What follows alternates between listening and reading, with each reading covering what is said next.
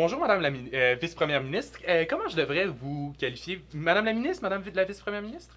Pendant l'entrevue, est-ce qu'il y a Ah, ben une c'est comme préférence? tu veux. OK. Ça peut être Madame la ministre ou Madame Guilbeault. OK, parfait. Alors, merci d'avoir accepté notre invitation. Euh, Merci à vous de m'avoir invité. euh, Je trouve avant, ça de, très intéressant. avant de commencer, j'aimerais juste vous présenter un peu pour les gens qui vont nous écouter. Vous êtes, à titre de Vice-Première ministre, le bras droit de François Legault au gouvernement à Québec. Vous êtes aussi la ministre de la Sécurité publique, la ministre responsable de la capitale nationale, c'est-à-dire la région de Québec, et la ministre suppléante aux relations internationales et à la francophonie. Vous êtes également député de Louis Hébert.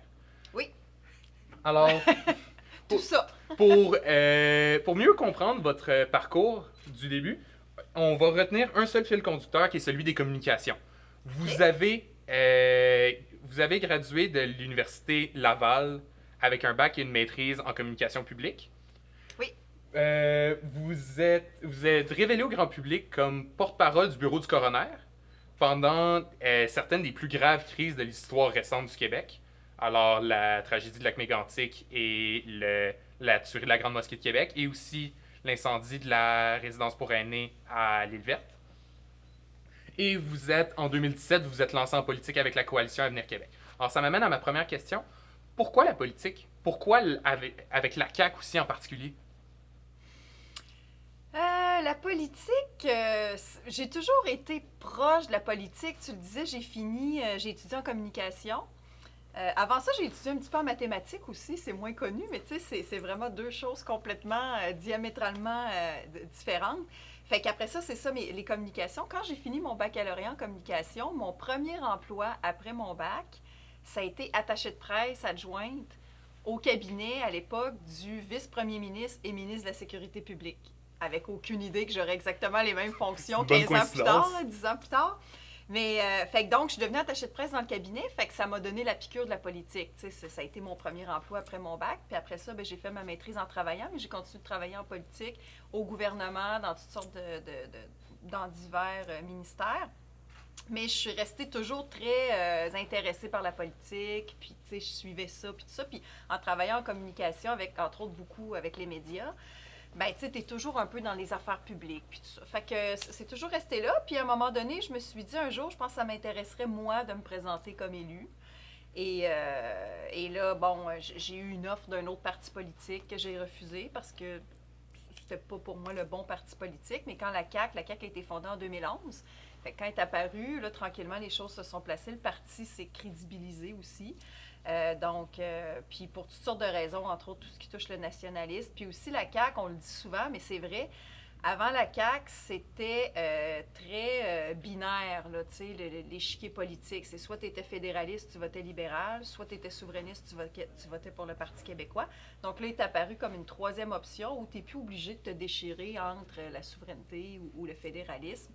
Tu peux juste être nationaliste puis aller de l'avant avec ça. Fait que c'est entre autres Donc, ce qui m'a fait apprécier la fondamentalement, CAQ. vous vous considérez comme nationaliste, à la base. Oui, exactement, exactement. J'ai jamais été quelqu'un de souverainiste, mais je comprends qu'on veuille avoir le Québec le plus fort possible dans l'ensemble canadien. Et depuis que je fais de la politique active depuis 4 ans, puis que je travaille avec, entre autres, le gouvernement fédéral, des fois, je vois que ça peut être long, puis c'est compliqué, puis c'est lourd, puis c'est normal, c'est grand le Canada, fait que je comprends qu'on puisse vouloir être le plus autonome possible au Québec. On va changer vraiment beaucoup de sujets. On va parler un peu de violence. En tant que ministre de la Sécurité publique, vous êtes au front politique tous les jours pour contrer la violence qui pourrait être faite contre les citoyens du Québec. On va parler un peu plus en particulier de violence faite contre les femmes. Alors, ma prochaine question pour vous, c'est est-ce que vous croyez qu'un gouvernement, et que votre gouvernement ou un autre, sera un jour capable d'édifier une société québécoise où les femmes ne sont plus victimes de violence simplement parce qu'elles sont des femmes? C'est une très bonne question que tu poses, puis je te dirais que tu traduis exactement ma motivation la plus profonde quand je fais ce que je fais comme ministre de la Sécurité publique. Ben, tu sais, je me bats contre la violence envers qui que ce soit, envers les femmes, les enfants, les hommes aussi. Mais la violence contre les femmes, soit dernièrement, le 6 décembre, ça fait pas longtemps, on soulignait le 32e anniversaire de la tuerie à Polytechnique à Montréal. Tu sais, là, toi, t'es jeune un petit peu, là, mais tu connais ça, c'est ça, c'est sûr, parce que ça a traversé toutes les époques, puis on en parle encore, puis à chaque 6 décembre, on rend hommage aux 14 femmes qui ont été tuées, 13 personnes blessées, puis tout le monde qui a été traumatisé ce jour-là dans cette école-là. Puis ça a été le premier féminicide de masse qu'on considère, là, parce que cet homme-là est arrivé là, il a tué des femmes. Mondialement ou au Québec? Au Québec. Au Québec. Puis ben peut-être, je sais pas, peut-être en Amérique ou il faudrait voir, mais c'est en 1989, est-ce qu'il y en avait eu avant? Sûrement ailleurs, mais les gens étaient moins conscientisés, on dirait, à toute la question de la violence envers les femmes, la violence conjugale, puis tout ça. Il y a encore des vieilles histoires. À une époque, là, un homme qui frappait sa femme, c'était une chicane de famille, une chicane de couple, puis tu te mêlais pas de ça, tu sais. Fait que là, heureusement, on est rendu loin de ça. Mais oui, il y a encore des femmes qui subissent la violence, beaucoup plus de femmes que d'hommes qui subissent la violence. Et fait que tout ce que je fais, moi, Puis je mets les enfants avec ça parce que souvent, quand il y a de la violence dans un couple, il y a souvent des enfants, ça devient de la violence familiale. Puis, tu sais, ces femmes-là, elles veulent s'occuper de leurs enfants, puis elles sont prises des fois avec un conjoint violent qui est violent aussi avec leurs enfants. Fait que, bref, ce qu'on a fait dernièrement, là, le bracelet anti-rapprochement, j'ai annoncé ça il y a quelques temps. Et ça, le Québec va être le premier au Canada à avoir un bracelet anti-rapprochement. Et le 7e au monde, je crois. Et le 7e au monde. Il y a seulement 6 pays qui l'utilisent en ce moment. On va être le 7e État à l'utiliser. On va installer le premier bracelet début 2022 à Québec dans une espèce de pré-projet. Mais l'intention, c'est de l'implanter progressivement partout au Québec d'ici décembre 2023. Fait que ça, c'est de l'avant-garde. C'est très avant-gardiste pour le Québec. Puis tout ce qu'on fait aussi pour l'exploitation sexuelle, pour... intervenir en santé mentale, aussi intervenir auprès des hommes violents, parce que ça a été longtemps un tabou. Moi, quand je suis arrivée dans le dossier de la violence envers les femmes, on disait, faut pas trop parler des hommes, faut pas trop donner d'aide aux hommes, faut pas donner d'argent pour les hommes, parce qu'on a l'impression qu'on le donne pas aux femmes, mais pour moi, il y a quelque chose d'insensé. Oui, il faut prioriser les organismes pour les femmes, les maisons d'hébergement, puis tout ce qu'on doit mettre en place pour aider les femmes.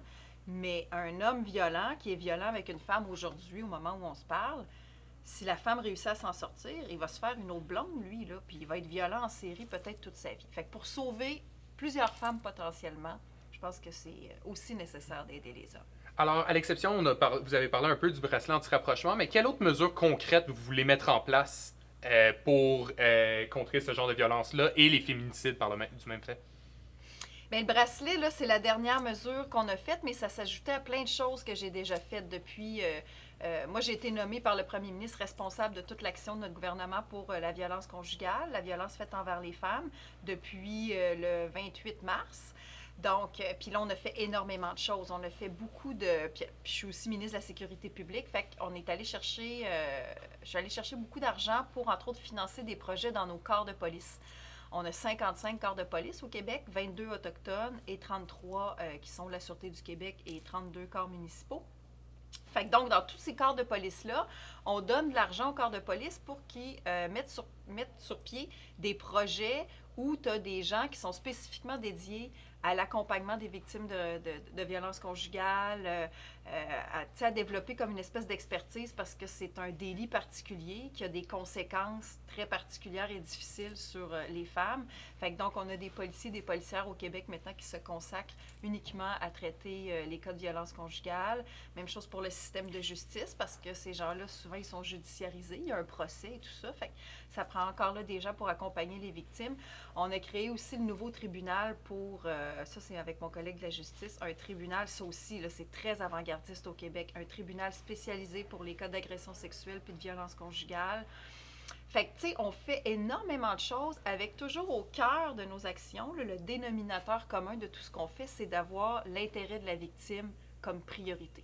Tout ce qu'on fait, ça tourne autour de dire on veut avoir le meilleur système et les meilleurs services possibles pour les victimes, les jeunes, les femmes. On va en parler des policiers. On va en convenir, c'est une des professions les plus difficiles à exercer dans notre société. Ils sont appelés dans l'exercice de leurs fonctions à utiliser la force nécessaire pour procéder à des arrestations s'ils ont les bonnes raisons de le faire. On a été témoin récemment à Québec est-ce que c'est dans votre circonscription précisément ou c'est autour? Non, mais c'est proche. C'est proche de plusieurs comportements policiers qu'on pourrait qualifier d'assez questionnables, dont certains font l'objet d'enquêtes.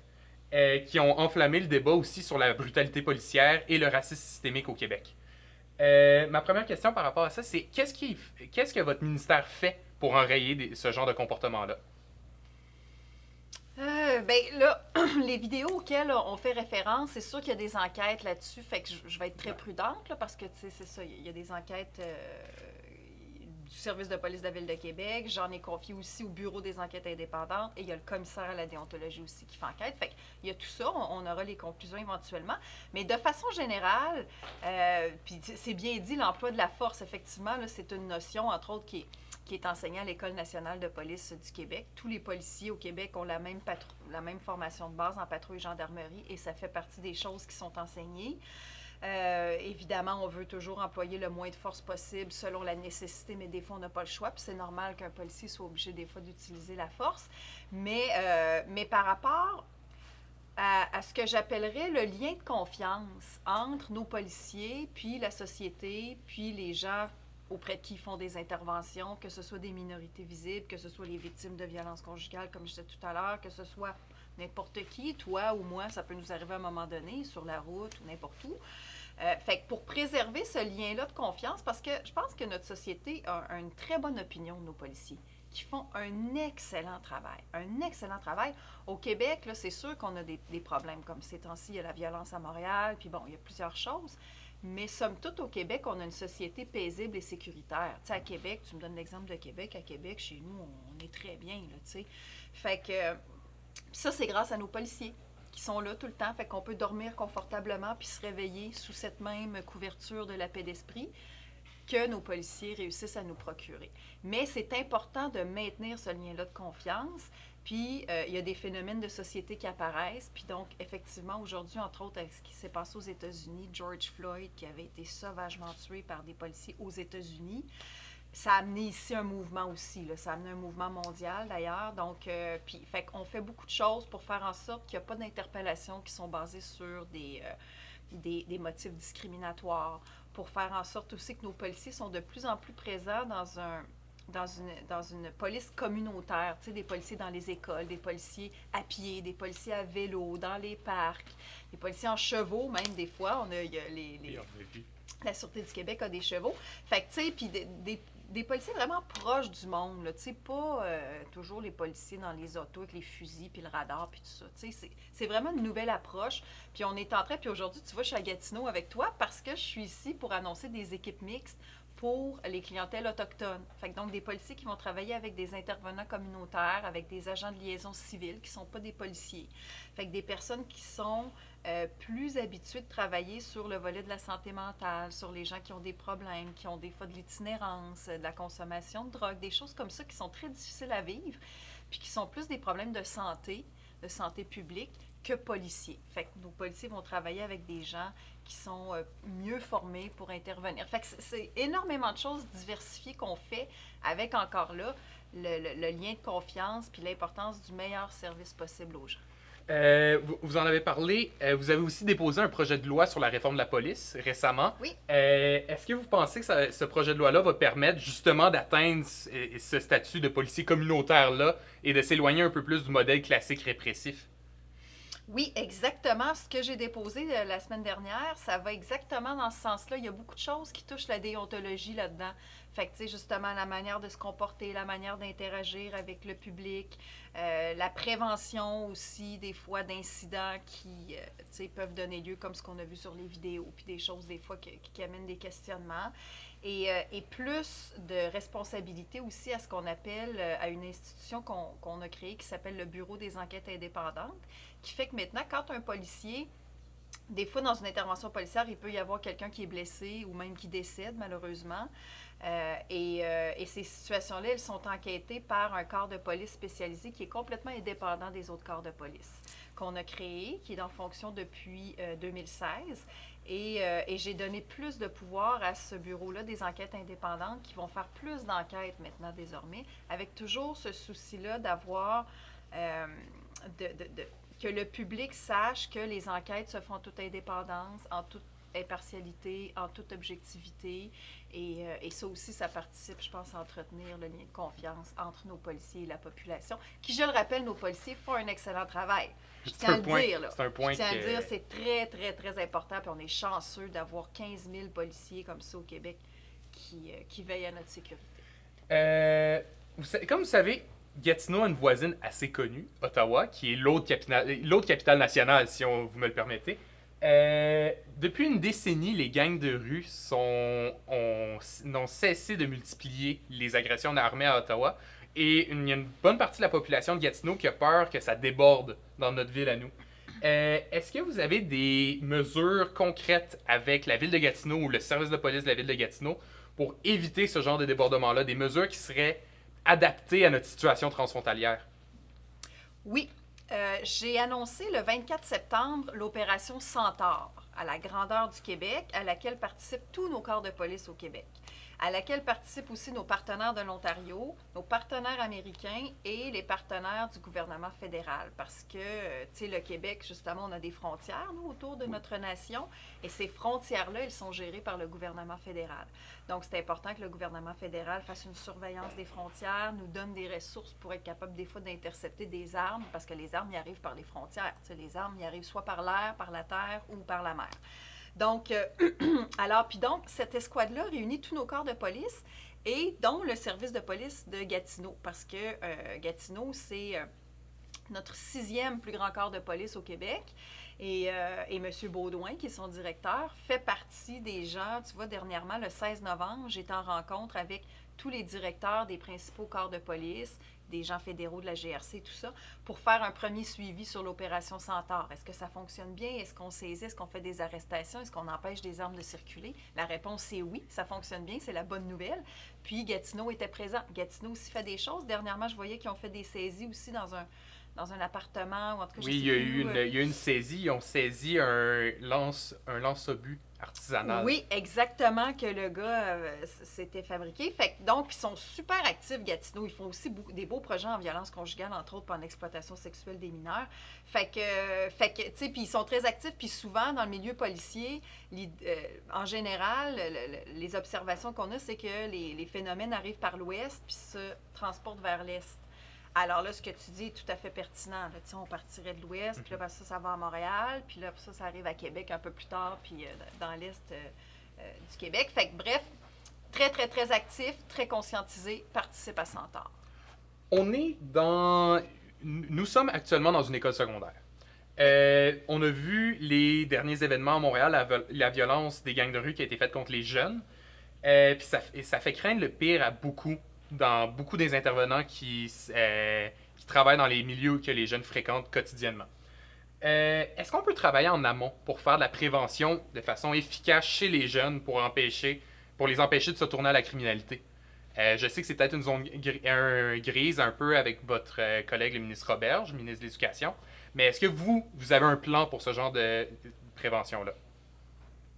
Oui, la prévention, là, c'est la clé de tout. C'est la clé de tout. Là, on vient de parler de Centaure puis du volet plus répression. Ça prend des policiers pour saisir les armes, pour arrêter les méchants. Là. Bon, on peut résumer ça comme ça. Mais il faut idéalement que nos jeunes, vous ici, là, vous m'avez pas l'air de gens qui ont des problèmes ou qui sont à veille de s'acheter des fusils, là, mais malheureusement, il y en a dans certaines écoles ailleurs, à Montréal, ces temps-ci. C'est assez diversifié aussi. Même, on pense qu'on est une école privée, mais ça sera pas nécessairement un gage de sécurité, là. Ça veut rien dire. Fait que c'est pour ça que tu as tout à fait raison. Il faut, puis je parlais des corps de police qui ont souvent des représentants dans les écoles, les organismes aussi qui font du travail avec les jeunes, dans les maisons des jeunes, dans le parascolaire. C'est toutes des façons, ça, de permettre aux jeunes de s'occuper d'une manière positive, d'une manière constructive, d'avoir des projets de vie, d'avoir quelque chose comme là, regardez ce que vous faites, vous, comme c'est hot, là, tu sais.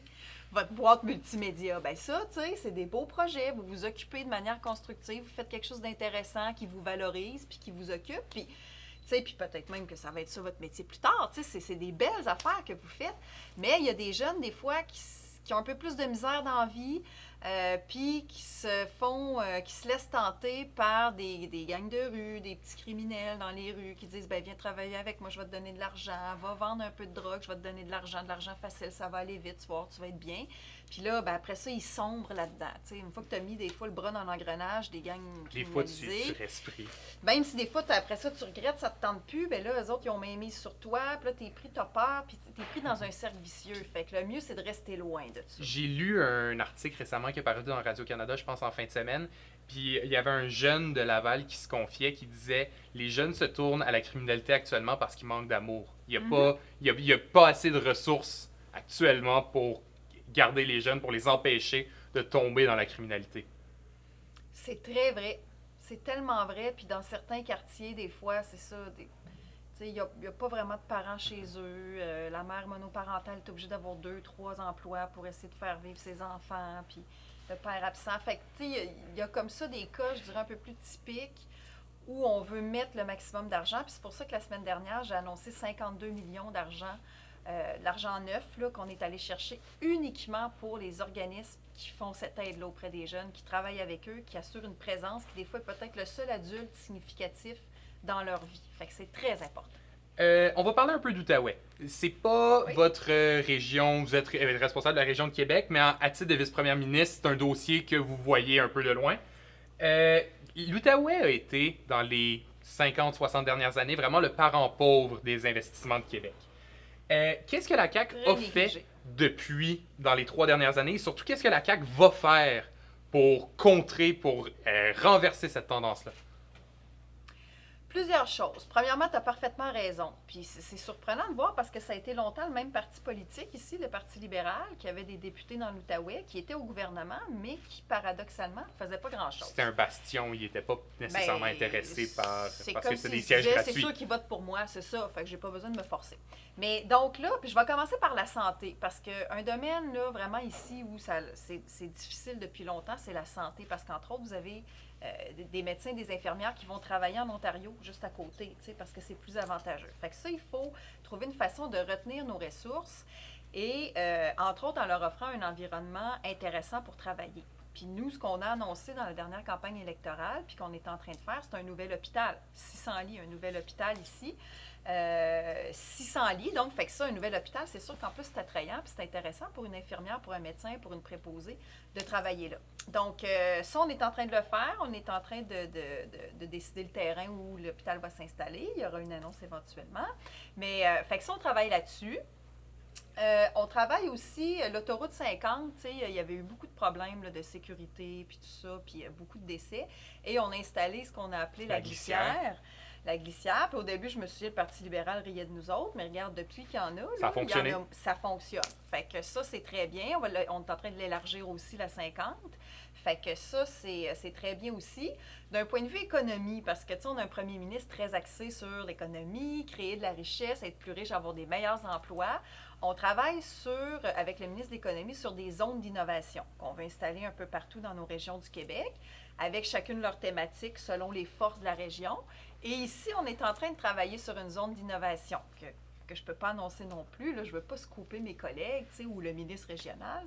Mais donc, ça avance. Ça prend un petit peu de temps, mais ça avance. Et vous aurez un beau créneau ici là, qui est très moderne, très 2021 ou 2022 peut-être, ça sera plus rendu là parce qu'on est rendu en décembre.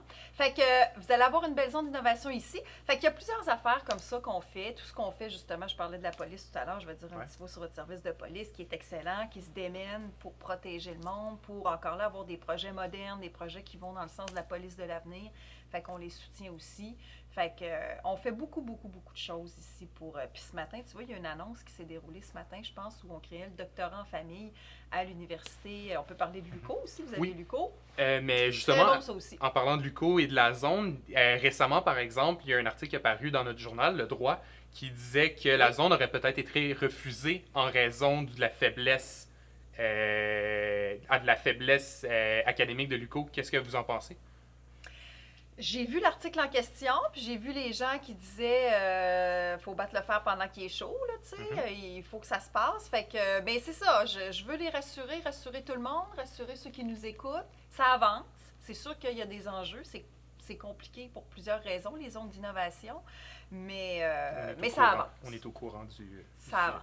J'aurais deux petites questions rapides. L'entrevue tire à sa fin, mais j'aurais deux petites questions avant qu'on termine. La première, c'est on est au collège, on est dans un environnement, on va pas se le cacher, qui est privilégié. Il y a beaucoup de jeunes filles et femmes qui ont littéralement l'ambition de changer le monde par leurs actions, purement et simplement.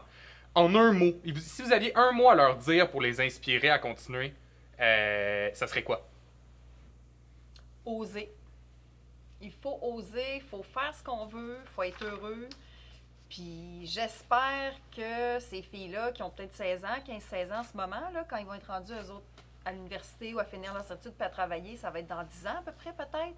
Fait que ça va être encore plus facile pour les femmes d'accéder aux postes importants, aux sphères d'influence, de pouvoir justement changer le monde de par leurs actions, leurs volontés, puis leurs intérêts, puis leurs compétences aussi, qu'un jour on sera plus dans « on va engager une femme parce que ça prend des femmes ». Là. À un moment donné, on n'aura plus besoin de faire ça parce que les femmes vont être naturellement sélectionnées pour leurs compétences. Comme c'est déjà le cas d'ailleurs. Mais tu sais, il y a encore une sensibilité à la parité. Il y a une certaine sensibilité. Dernière question.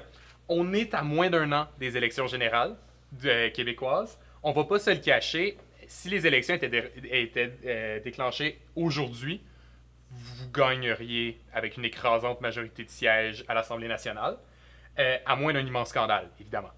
Est-ce que votre parti a un plan pour maximiser les gains électoraux et est-ce que vous êtes capable pour convaincre la population que vous êtes la meilleure équipe pour gouverner? Oui, ben c'est-à-dire qu'on est déjà au gouvernement, fait que ce qu'on fait, c'est on met un point d'honneur à remplir les engagements qu'on a déjà pris dans la dernière campagne. Puis ça, juste ça, je pense que c'est nouveau. Tu sais, les Québécois, j'ai l'impression, en tout cas j'espère, qu'ils sont satisfaits de voir qu'un gouvernement promet des choses puis les fait.